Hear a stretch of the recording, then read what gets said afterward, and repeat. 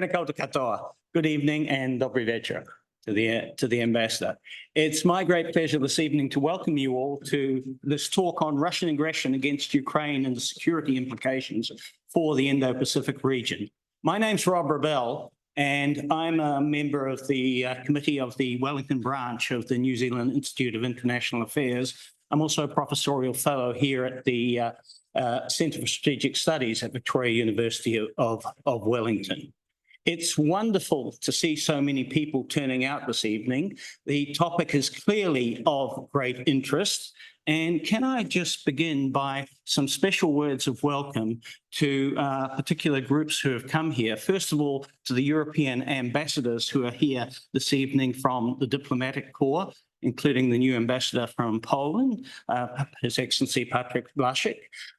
Can I also acknowledge the members of our Ministry of Foreign Affairs and other government agencies who are here this evening? And it's especially pleasing to see one of our former ambassadors to Ukraine here this evening as well.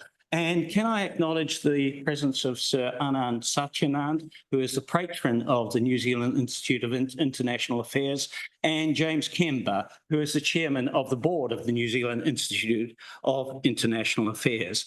And can I also give a very special welcome to members of the Ukrainian community who are here this evening as well. But in terms of welcome, of course, the most important person to welcome this evening is His Excellency Vasyl Myroshnychenko, who is the Ukrainian ambassador to New Zealand and to Australia as well. I think if you've come to this event, you've probably looked over his bio already, so I won't go into any great detail on that. He's been ambassador to New Zealand and Australia since 2022, since shortly after the invasion of Ukraine by Russia.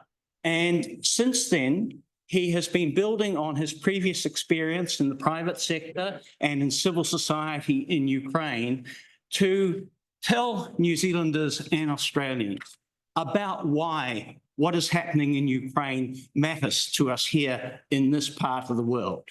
He's generally based in Canberra, but he does make forays across the Tasman. He sometimes tries to escape that wretched Australian weather and come here for a more refreshingly cool summer, as he has this evening. I've heard the ambassador speak before, and I know he is very good at explaining why what is happening on that other side of the world matters to us as well. And so I'm looking forward to him telling us some more about that this evening. And I'm not going to take any more of his precious time, but can I ask you all to join me in welcoming Ambassador Myroshnychenko to the podium.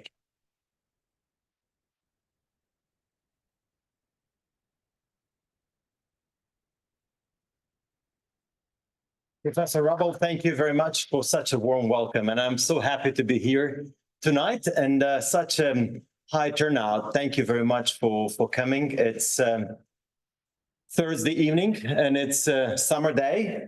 So I understand a lot of students are on holidays. I understand studies have not yet back. Very thankful to the diplomatic corps, to the fellow ambassadors, Your Excellencies, who found time to come here. Many experts, former diplomats, current officials, and it's a great pleasure to be back in New Zealand. That's my 7th trip since I arrived and presented my credentials in August of 2022. This time I've decided to make it a little bit a longer trip. I've discovered Christchurch and Dunedin. I'm also here for several days and going to Auckland and then to Waitangi Day for the program, which is kindly organized by the Ministry of Foreign Affairs and Trade for us, and look forward to that program this year. Look, there's so much I want to share with you, and this is actually my 3rd event, I believe, with the New Zealand Institute of International Affairs. 2nd one in Wellington, we did one in Auckland. But I always use it as an opportunity to share with you a little bit more about what's happening at the moment. I will be happy to take your questions. I want it to be interactive. I don't really want to kind of present a formal lecture or anything of that sort. I really want to have interaction. So feel free to ask any question, tough questions, difficult questions, because I think this is what makes it more interesting and engaging at the end of the day. Look, I'm sure you've been all following what's been happening for the past 3 years, right? And I will probably start with an elephant in the room, because that's a question I get asked at every meeting, right? And the question is, what's going to happen with Donald Trump as a president?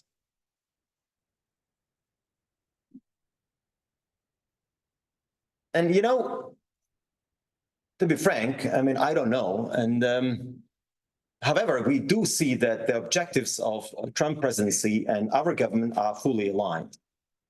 Both of us, we see our goals, which are the same, and we want to achieve a lasting, comprehensive, and just peace for Ukraine. Now, a lot will come down how we can do it. What can be done to actually force Russia into peace? You know, at the moment, we are seeing some heavy battlefields taking place throughout the entire front line. About 1,200 kilometers long front line. Extremely high casualties on the ground. Russians are incrementally gaining ground at a high cost. They're now losing over 1,000 soldiers per day, both killed and wounded. Nevertheless, it's not really discouraging. You know, it's not stopping him in any way. We estimate the Russian casualties at the moment are 800,000 people are wounded and killed. And under normal circumstances, a normal country would not be able to sustain it. But Russians can. And I think a lot of that now comes down to how it all started and where we are at the moment, which is important to go back and kind of reflect what has really emboldened Putin to invade Ukraine.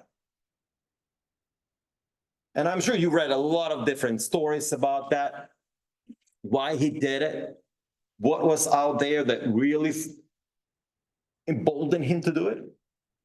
And even if we look at more recent history, without going deeper into the history of Russia-Ukraine relations, which of course should be looked from a colonial standpoint of view of us being part of the Russian colony, and whatever has happened afterwards was just an extension of what we've seen before throughout the centuries. But more recently, I think what happened was that when Russia invaded Georgia in 2008, in a way, you remember that the sanctions which were imposed on Russia were very limited. The reaction was quite weak, right? It was, in a way, muted. And then there was a reset of policy with Russia, which the US government did. It kind of failed. Well, it failed. But then Russia invaded Ukraine in 2014. And it was not a minor incursion. It was not something unusual. It was not any upheaval of the local domestic people who felt like their rights are being violated. It was a special military operation done by Russia. And it was done by the Russian intelligence agencies, by the government, invasion of Ukraine, taking over of the Crimea, invading eastern Ukraine, shooting down the civilian plane MH17, killing many civilians and starting the war. As you remember, the sanctions which were imposed on Russia as a result of that aggression were also kind of weak. And I think this is what really got Putin thinking, that maybe he can get a much better deal. As you know, he's taken over Crimea, was like he's, according to the history, whatever we now have in the public domain, it was sole decision. And he was very proud of it because he achieved it pretty fast. There was little resistance. Everybody, as you know, at that time in Ukraine, we had a transitional government. Everybody was really panicking. I mean, what should we do? How we should react? And then it was kind of a fait accompli. They took over, they installed their government, done a bogus referendum and declared Russian, right? They've done the same in eastern parts of Ukraine where they have invaded with their regular troops. And in a way, then that war has been ongoing in Ukraine for all that period of time, but it kind of disappeared from international news, right? I mean, and then a lot of people just even forgot about it. And in 2022, Putin kind of looked at that and figured, well, maybe I can do better this time. And his goal was very simple. He wanted to take over Kyiv. He wanted to take over Ukraine very quickly. According to different estimates, he would take over Ukraine from 7 to 10 days, right? But it's now already almost 3 years later, we're still standing there. What Putin has underestimated, he underestimated the resistance and the resilience of Ukrainian people and our willingness to fight and die fighting for Ukraine. And this is what he didn't expect. Certainly, he didn't expect the resilience of the international coalition of countries who have actually reacted to that very strongly. And they have created a coalition of 50 nations, including New Zealand, driven by US, by Britain, by the European Union, and all the European countries who got together in the so-called Ramstein format and came to help Ukraine. It wasn't immediate. As you remember, initially, there were a lot of discussions. Should we provide weapons to Ukraine or not? If Ukraine would fall, those all weapons would end up with Russia. So there was some reluctance, and there was some reluctance of how to help Ukraine and when. But I think if we look back now, I mean, that was gradually different platforms were unlocked for Ukraine, and they were making a difference. Some may argue that Ukraine was just receiving enough not to be defeated, but it was not getting enough to prevail. Certainly, we wouldn't be able to stand there without that support, that's for sure. But currently, what we are seeing right now and where we are, I mean, we are seeing a country which has been heavily destroyed by Russia. They have been targeting our civilian infrastructure. They've killed many of Ukrainian people, many civilians. 20% of the Ukrainian territory currently occupied. And once we freed some of that territory, in 2022, we're able to liberate 50% of what Russians have occupied originally. But once we've learned what Russians were doing in those occupied territories, we were shocked because we heard the stories of torture, of just summary executions, of interrogations, forced Russification, just total, I mean, it's really brutal what is happening there. So every time I now hear these questions, is Ukraine ready to cede territory in exchange for peace? I always ask this question because at the end of the day, it's not about the territory for Russia. And most importantly, we care about the Ukrainian people who are now under the occupation. And I say, imagine that you are there. Imagine that you're one of those who was stuck there. And then you have a totally different calculation. Because Russians are now on a mission, and they still are on the objective. They want to destroy Ukraine's sovereignty. There were a lot of myths and lots of Russian narratives and Russian propaganda which was in place. And probably a lot of people will now ask me, from that point of view, has NATO anything to do with that? And let me tell you, I mean, just very bluntly, and all that NATO talk from Russia, it's just a smoke screen. Russia knows it for sure that NATO cannot and does not pose any threat to Russia whatsoever. The only reason Russia does not want us to see in NATO is that it would have prevented them from invading Ukraine. And the plan to invade Ukraine was out there in Putin's mind for a long time, right? Following that logic, he should have probably invaded Finland and Sweden before they joined NATO, right? But he didn't. More so, he's now moved even his troops from the border with Finland to Ukraine. So that was the only concern that he has. Now, of course, when I hear that everybody's getting tired of this war, Vasyl, it's been so long, we're all tired of that. We can't just hear about that anymore. I always ask them, look, to be frank, I think the only people who can be tired of this war are actually people who are now in the trenches fighting there and getting killed. And at the end of the day, what we are fighting for, I mean, it's very simple. Because what Russia has done, right? Russia has really dismantled the entire international system, international rules-based system, which was created after the Second World War, which many countries have benefited from, including New Zealand. And now they're proving that might is right. Changing borders by force, rewriting history, proving their point. And we see how this war is becoming globalized. The cooperation between Russia and Iran has been very strong. Iran has provided Shahed drones to Russia, supplied any other ammunition to Russia. North Koreans have expanded their cooperation drastically. They have initially supplied over 1 million shells of 152 millimeter to Russia, as well as some missiles. Now we see the deployment of the North Korean troops on the ground. It's really becoming much, much global. So involvement of North Korea into this war is not only posing threat to the Korean Peninsula, but it's also posing threat to the entire Indo-Pacific. We can only wonder what North Koreans might be getting in exchange for that support to Russia. The development of their missile program, help with their nuclear program, we don't know. But at the end of the day, what's important is that sovereignty of Ukraine was brutally violated. And it will, if Russia can get away with what they've done, that will embolden other authoritarian leaders anywhere in the world, but also especially here in the region. And also sometimes I hear that, look, this war is so far away from Australia, so far away from New Zealand. What do we have to do with that? I mean, Europeans have to just deal with that. I mean, it's their problem. But I always reminded people that, look, it's not about Ukraine. Ukraine is not a problem. Russia is a problem. And Russia is a big Pacific country. They maintain a large navy in the Black Sea in Vladivostok with strategic bombers, with submarines.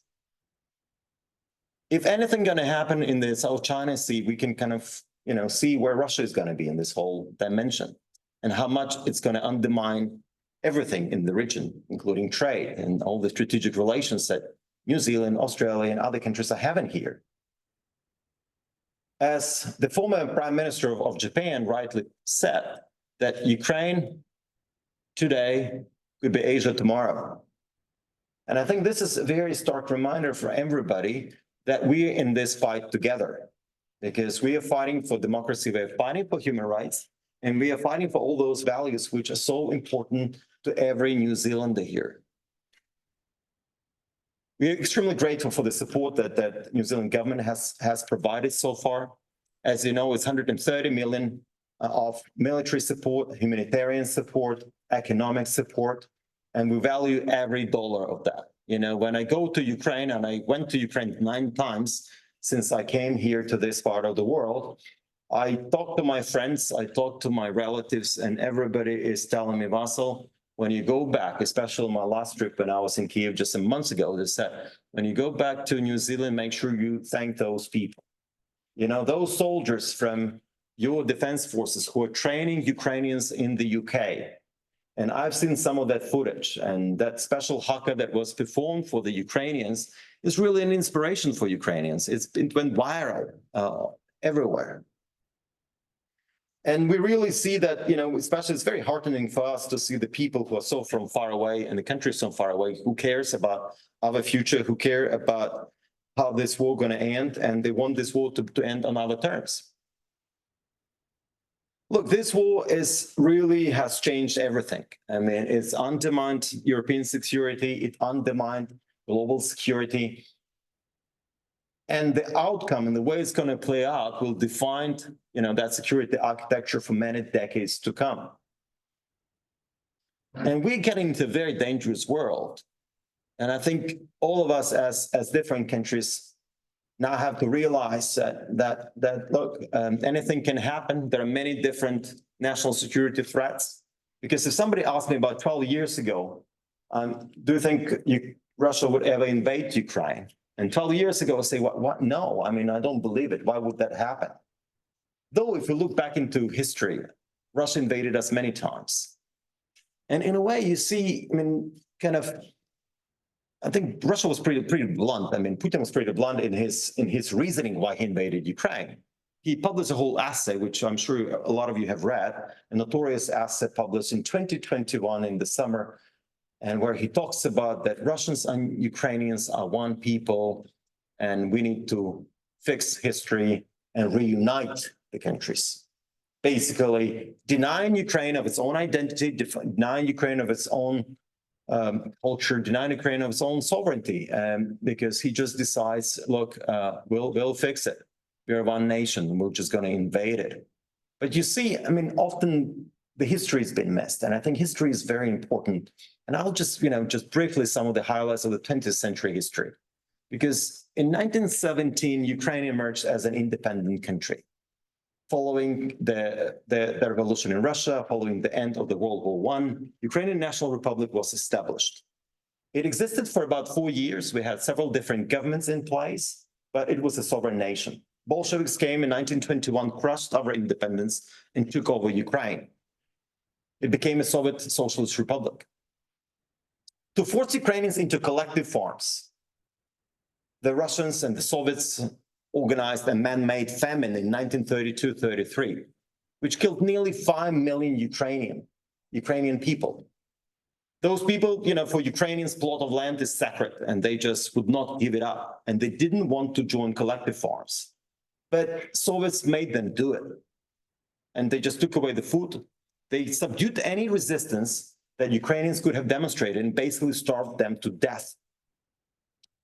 In 1937, the Soviets organized some massive executions of the Ukrainian public intellectuals. That part of history in Ukraine is known as the executed Renaissance. Those were people who today are known as influencers, as key opinion leaders, those you follow on TikTok and Instagram. But those people in those days, those were writers, authors, people from theater. Those were the intellectuals of Ukraine, who were seen as a threat to the Soviets. And they detained them, they executed them, they sent them to gulags.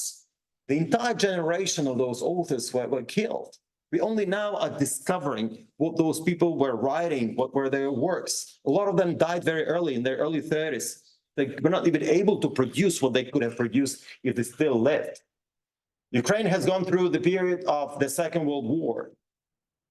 And if you just imagine the scale of it and the Ukrainian casualties, 12 million Ukrainians died in that war, probably more than any other Soviet nation, because a lot of the battlefield was taking place there. So, coming through that period, I remember growing up, and I remember how, on my father's side, how the family was traumatized by this famine in Ukraine, right? Because everybody from that family was from Central Eastern Ukraine, where the famine was in Western Ukraine, which was part of Poland at the time. There was no famine. So on my mother's side, they were not aware of this. Oh, I mean, they knew about it, but they didn't suffer. But in every Ukrainian family, that trauma is passed from generation to generation. Leaving a piece of bread when you have a meal is unacceptable. So your grandma is making you eat that piece of bread. And I kind of never, fully understood it when I was a kid. And when you kind of grow up and you kind of understand, look, this was that experience of that famine that was organized and that passed from that generation to generation. My grandfather, who was drafted in 1943 into the Soviet army, he passed away just 2 years ago at the age of 95. He never really talked about Second World War.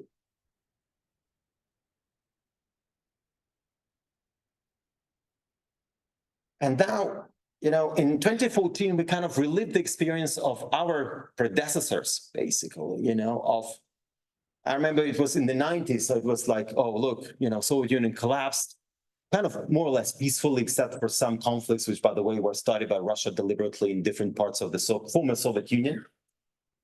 But generally, it looked like, it was one of those, times which was coined by the political scientists at the end of history. And it looked like never again and no more. But you see, when Soviet Union collapsed, different countries reacted differently to that. And I think what never happened in Russia, it was a period of time when they would actually go and revisit the history, go through a period of reckoning. Like, for instance, Germany went after the Second World War, where you kind of study, you understand, you accept what was wrong, and you ask for forgiveness. But in Russia, it never happened, actually. The reverse has actually happened. When Putin became a president, he kind of, he revived the image of Stalin. And this is just what's bizarre just to watch it. If you can just go back, starting from sometimes probably 2010 or so, I mean, it started like coming back and kind of in Russian media, And all of a sudden, even, Communist Party denounced Stalin in 1961. It was the 20th meeting of the Communist Party. But in a way, it was just, the image was resurrected as a very ruthless, but a very great leader, which probably is, Putin is just trying to follow his route of making Russia great again. And I think, this is that imperialistic conquest which we are just seeing right now. And Russia, which is thinking in the terms of the 19th century. But look, we see how it's all interconnected, and we see what Russians are bringing. Now, the question is, how can we actually end this war? What is out there which needs to happen to force Russia to stop, right? Because, frankly, I don't see any motivation from Russia to stop. They're gaining ground gradually at high cost, but they're still gaining ground. They feel like they have an upper hand. They see how weak democracies are. They see that elections in different European countries are really ruining the unity within the European Union on support for Ukraine. They see how political landscape is changing. And to be frank, a lot of that is the making of Russia. The support of Bashar al-Assad in Syria has really prompted large migrations to Europe. That was a major boost to all the far-right parties in Europe.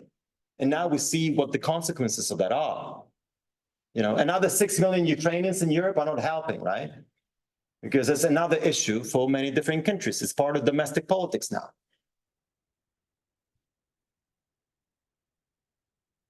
There are many things happening in the moment, and just the recent news of Russia severing the cables in the Baltic Sea, right?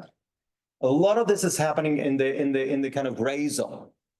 But Russians, this is just a bigger war, a bigger war on the liberal democracies. And there is an alignment there, right? Autocracies are aligned together against the democracies. And I think it's only through strengths, and this is the approach of Donald Trump. Peace through strengths, I think, is a very good message. It's a good strategy and a good approach. How can we demonstrate strengths in this particular case? We need to ensure that Ukraine has military equipment, has the right tools to fight. Because at the end of the day, if Russians see a weakness, they exploit it all the time, everywhere. And if they see a weakness in our military capabilities, they will never be convinced to stop. Secondly, we impose more sanctions on Russia. Russia is funding this war from the sale of Russian oil. And they've done it, and they keep on doing it. Lots of countries are buying Russian oil. They maintain a huge shadow fleet of oil tankers, how they deliver that oil to different markets and sell it. The steps that Donald Trump has announced to bring down the price of oil, I think is a good step, the right step. If he can convince other countries to pump more oil and bring the price to $40 per barrel, I think this will make it very difficult for Russia. And I think that's a right and correct step to follow. More sanctions on Russian banking sector. Russian nuclear sector is generating billions. There should be sanctions on the Rosatom, the state-owned enterprise, which is generating billions for the Russian economy. More sanctions on their mining industry. And now, most importantly, I don't think other countries should be paying for this war. Russia should pay for this war. Russia should pay for what they've done in Ukraine. More so, we should use Russian money to make sure that Ukraine is equipped correctly to defend herself. And it's easy to do it.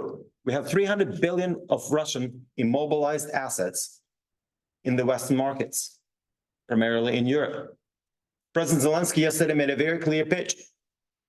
We are ready to spend 250 billion of that for Ukraine's military needs. Buy weapons in the EU, buy weapons in America, buy weapons here, whatever you have here in New Zealand or Australia. Why should you pay for that war that Russia has unleashed on Ukraine?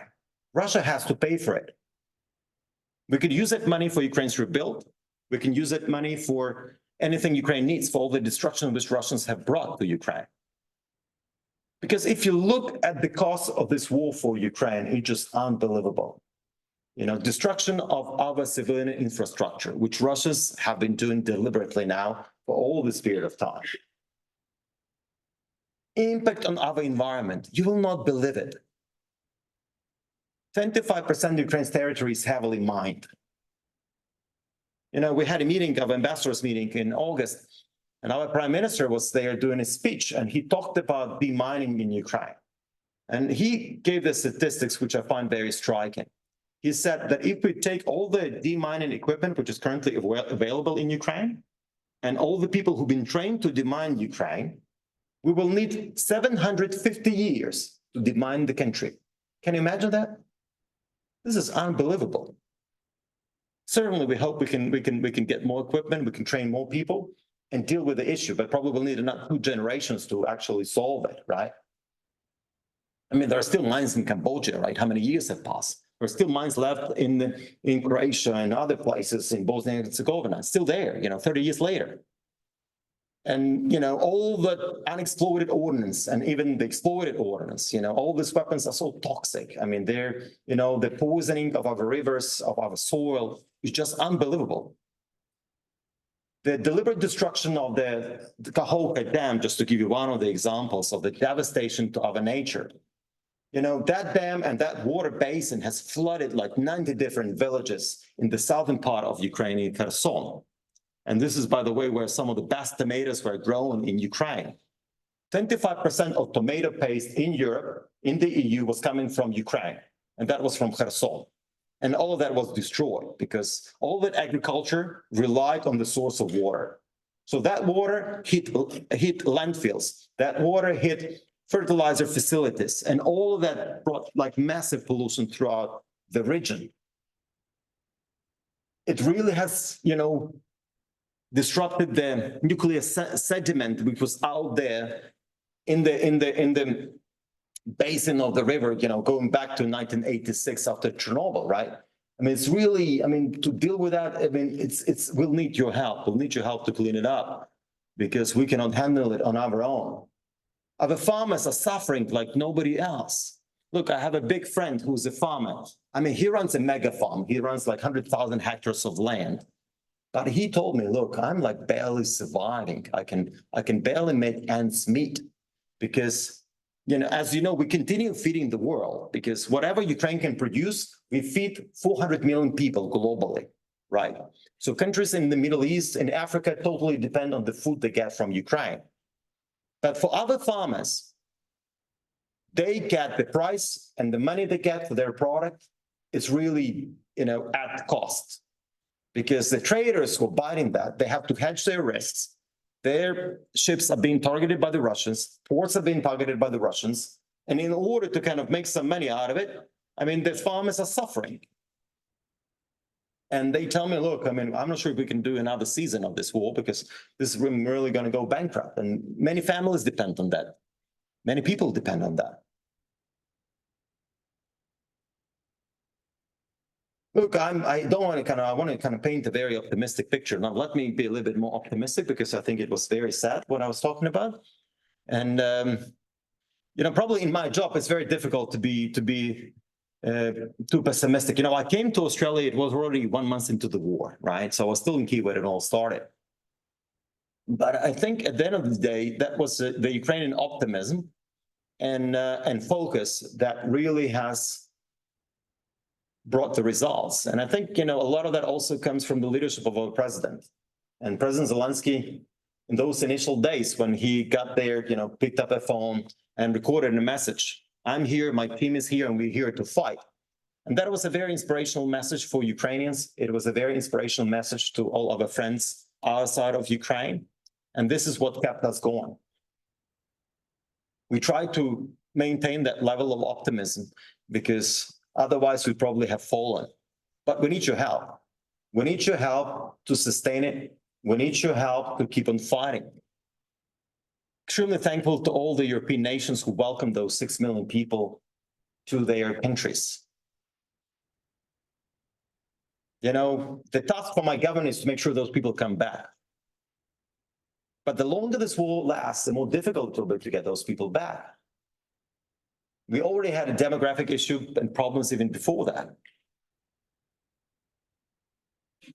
But post-war, And, I really hope we will have a solution. I hope we will have some sort of solution this year. There will be many opportunities to help Ukraine rebuild. And this is where I see the opportunities for New Zealand businesses, for investors, for others to come help Ukraine rebuild, make some money, and and help Ukraine develop. But to make this happen, we need to have security guarantees. Because if we don't have security guarantees, Russia will just, resupply, regroup, and mount another attack several years later. And this is probably kind of the conundrum where we are. How can we end this war, have Ukraine get the security guarantees, which will be solid? Because imagine for any private investor, of course, there will be money from the public sources, which will probably be coming into Ukraine from public sources, but from private sources. Why would you invest into a country which could be again ruined by Russia, right? And this is what Russians want. They want Ukraine kind of in a gray zone, right? We are very, the historic decision to recognize Ukraine as a candidate member of the European Union was very much welcomed in Ukraine. And, for me personally, as a student, I was heavily involved in promoting European integration through my involvement in the European Youth Parliament. And I remember those 2014, when we got a deal, free trade agreement and association agreement with the European Union, we felt like we didn't get enough because in a way, our right to become a member was kind of recognized, but it was never guaranteed. So, of course, with this Russian invasion of Ukraine, the fact that we finally been recognized as a candidate member and we're now starting the negotiations is a big deal. Because I'm convinced that the whole process of Ukraine's integration into the European Union will become a mechanism of economic development, of the reforms, of the changes, of fighting corruption, of creating governance, of reforming our judiciary and creating a prosperous European nation. Because we've seen how those countries from Eastern Europe who joined European Union, who joined NATO, how they benefited, how their societies have benefited. And I think it's a big step forward. So to end it on an optimistic note, let's make some sort of expectation for this year. I hope this war will be over. I hope we'll start the negotiations. I hope we'll become members of NATO eventually members of the EU. It could be of course, a lengthy process, but we hope we can speed it up. And Ukraine will be just a normal nation, and we'll be just, recalling this time something awful. But you see, we have to stay resilient, we have to stay focused, and we have to demonstrate strengths. Because if we don't, we will lose it. Look, I think I'll just stop here because it just get carried away. And happy to take your questions and answer them.